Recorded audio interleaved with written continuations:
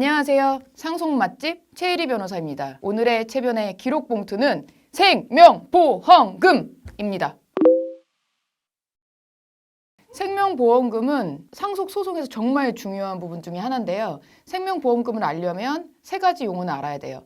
계약자, 그리고 수익자, 피보험자. 그러니까 계약자는 말 그대로 생명보험금을 계약을 해주는 사람, 돈을 내는 사람을 말하고, 피보험자는 땡땡땡이 사망하면 사망보험금이 나온다 라고 할 때 그 땡땡땡이 피보험자를 말합니다.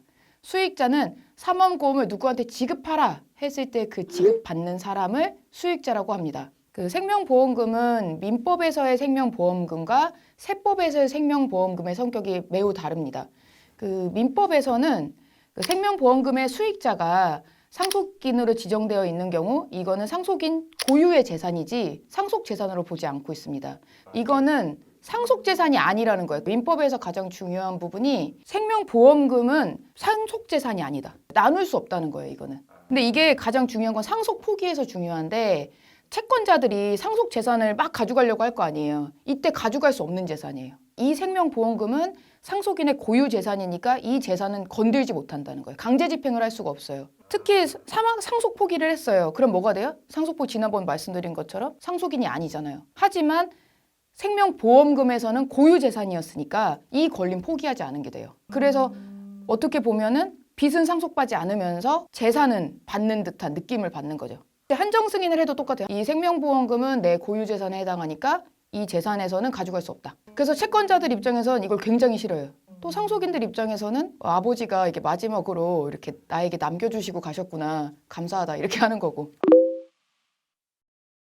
근데 세금에선 달라. 한마디로 채권자는 못 가져가지만 우리 국가도 채권자잖아요. 우리 국가는 달라요. 국가는 가져갈 수 있어. 어떻게 생각하냐면 생명보험금을 상속재산으로 간주했다라고 해서 간주상속재산이라고 불러요. 세법에서. 내가 상속 포기를 했건 한정승인을 했던 생명보험금을 받았는데 그 범위가 예를 들어 5억이 넘고 뭐 배우자가 있는 경우 10억이 넘었다. 그럼 공제하고도 남는 세금을 낼 게 있으면 그건 내야 돼요. 그러니까 상속세는 내야 돼요. 국가는 채권자지만 왕이야. 그러니까 국가는 내야 되고 우리 일반 채권자들한테는 못 내게 하는 못 받죠. 이건 실제 사례예요. 어머니가 혼자 남으셨고 이제 따님만 있으신 경우였는데 보험금으로 한 20억 정도 남기신 거예요. 그렇게 하고 돌아가셨어요. 차 사고로 이제 불의의 사고로 돌아가시긴 했는데 그런데 그때 좀 빚이 좀 있으셨던 거예요. 뭐 20억보다 훨씬 많았거든요. 그 빚은. 그래서 그분은 이제 상속 포기를 하셨죠. 하지만 보험금은 받았다는 거예요.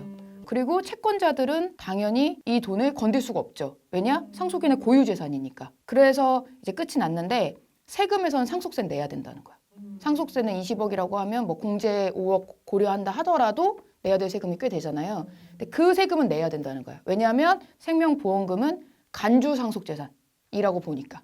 그래서 과세 대상이 된다. 민법과 세법에서의 생명보험금을 보는 것은 다르다. 민법에서는 상속인의 고유 재산이고 세법에서는 상속세의 과세 대상이 되는 간주상속재산이다. 이렇게 보시면 돼요. 생명보험금을 받아도 세금을 안 내는 경우도 있어요. 계약자와 수익자가 모두 상속인인 경우. 상속인이 어머니나 아버지의 생명보험금을 들어드릴 수 있잖아요. 그러면 스스로 돈을 내고 근데 피보험자, 이때 사망의 당사자는 어머니나 아버지가 되는 경우. 이거는 내가 계약자가 스스로 들어서 가져온 돈이니까 이거는 간주상속재산으로 보지 않아요. 이런 경우는 어떤 경우 그러냐면 이미 상속세가 정말 많이 나올 거를 고려해서 상속 재원 마련을 위해서 보험금을 활용할 때 그때 하는 하나의 팁 중에 하나예요. 사실은 보험을 이용해서 이렇게 할 수 있는 절세도 있고 사실 그거는 탈세가 아니니까 절세가 될 수도 있고 또 어쩌면 마지막으로 자녀에게 남겨주고 싶으신 분들 계시잖아요. 뭐 빚만 남겨주고 싶은 부모가 어디 있어요. 그럴 때도 사실은 활용이라면 표현은 좀 그렇지만 그럴 수 있는 하나의 그렇죠. 그러니까 보험이 나쁘다 이렇게 생각하시면 안 돼요.